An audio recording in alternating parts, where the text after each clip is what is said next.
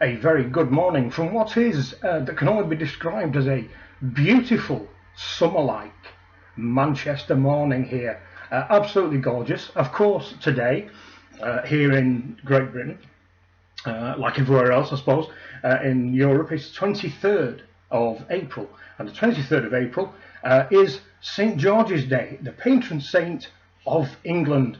Now, being a proud Englishman, I am supporting it, of course. Under normal circumstances, I would be going out, buying a red rose and wearing it. Sadly, as we're all aware, we're being locked down right now, so there's very little we can do about that. And a little bit of a downside of that, this is not what the video's about, but of late, the last few years or so, the English flag, which is the white background with a red cross on it, has been viewed as being racist by people like MPs who tweet about a white van man putting a white flag out of his bedroom window during the World Cup, I think it was, or the European Championships or something like that. And other people believe that it is a nationalist, racist symbol.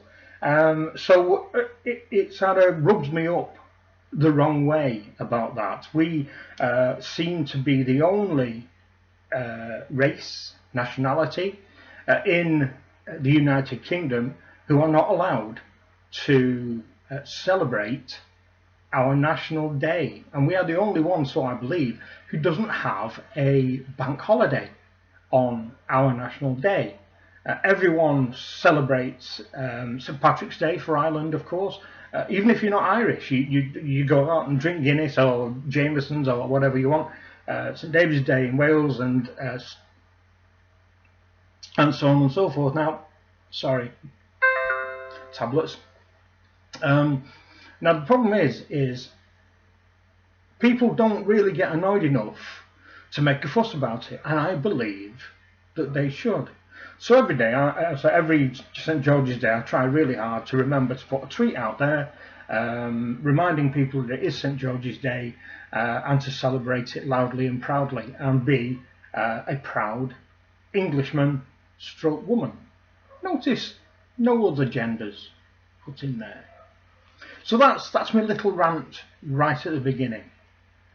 Now, as promised, what this video is about, as the title will say, is an unexpected unboxing. So why unexpected? Well, I think it was my second to last video before I took my hiatus of 18 months, 2 years or so, where my health was being investigated. I kind of said that I was done with YouTube and I was done with watches, because I felt kind of like I'd said everything that I could say, and how many times can things be said the same way. And I got to a point in my career, my watch collecting career, where I had everything that I ever kind of wanted. I bought the piece that I promised myself when I got to retirement age, which was the Hulk. I have my Pepsi dial Rolex, which was my father's. I have my Bolivar AccuSwiss, which is a beautiful watch, Value 7750 movement in it, so on and so forth, plus all my other bits and pieces that I wear on a regular occasion and enjoy wearing them. And I'd come to the point where I had everything I needed, everything I wanted. But it came to pass about a month ago that what surfaced was a secret desire that I'd always had, which I don't think I've ever mentioned on YouTube, and I don't think I've ever mentioned to anybody other than kind of close friends who are really not into watches and they didn't really know what I was talking about. So an opportunity showed itself, an unusual opportunity. You hear of these stories and you wonder whether they do happen. Well, it's happened to me, and I'll explain why. So this arrived day before I made the last video, I think it was. It is open, I didn't want to bother you with all the old unpacking and all that kind of malarkey. And what it is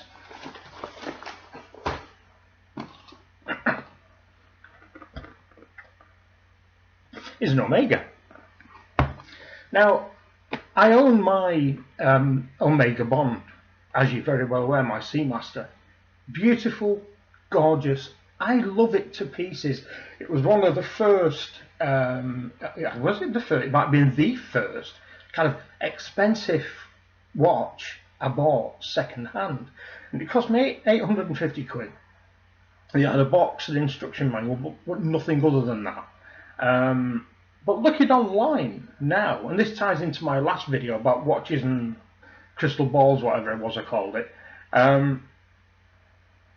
where we would love to have the ability to look into the future and see whether what you buy is going to be worth a few bob afterwards. Well, looking online about my Seamaster, if you want to buy one pre-owned now, it's about £2,200. So what's that, about $2,700, there or thereabouts. Now, this came to my notice.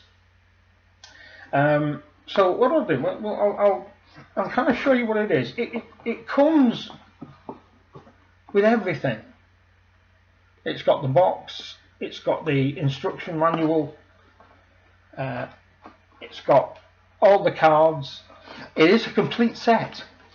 It is actually new, brand new, old stock. And I never, and you know, I thought this was one of these urban myths where people kind of find these little jewels put away somewhere. The box itself, there's a little bit of wear.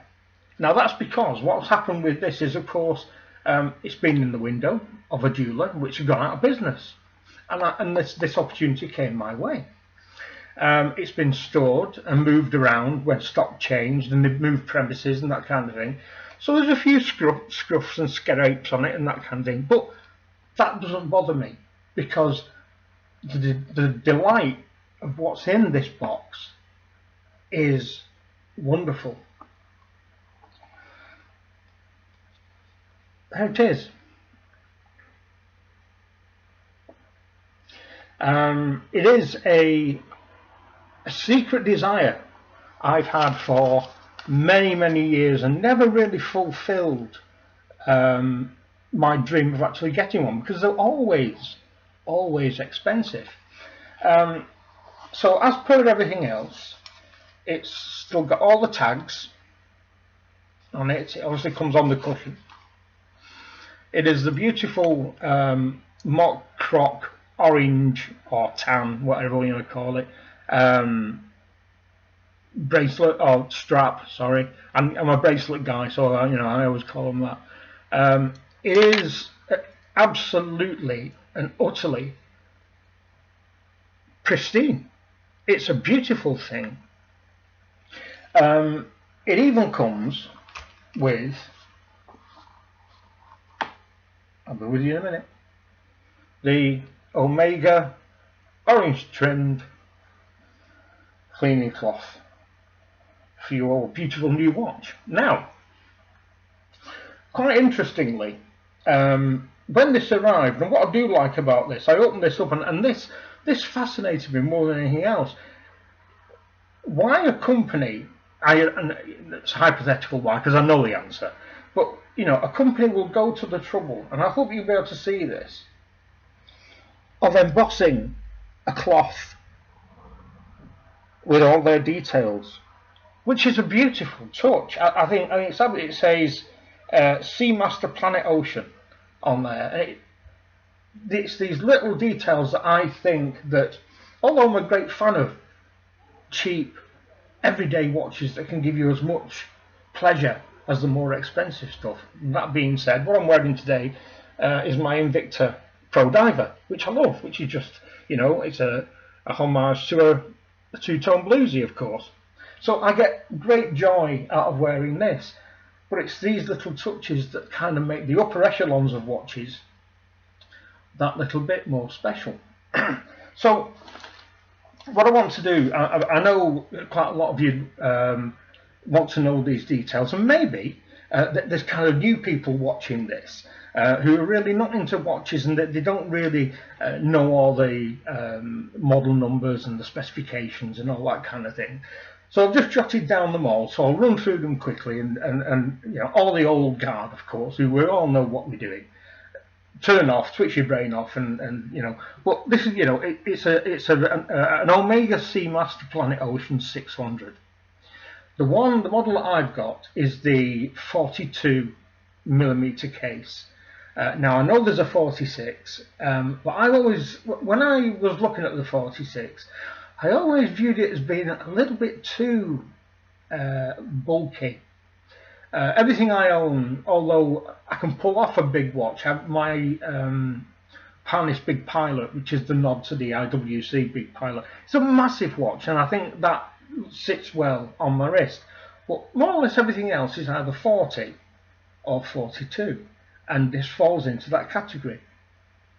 It's a reference 2909 5038. It's a 27 jewel coaxial movement in this baby. It's absolutely gorgeous. It's 20mm between the lugs, and once wound fully, it has a 48-hour power reserve. Now, the question is, why did I buy it? Well, the answer to that is, I don't really know. And let me tell you why.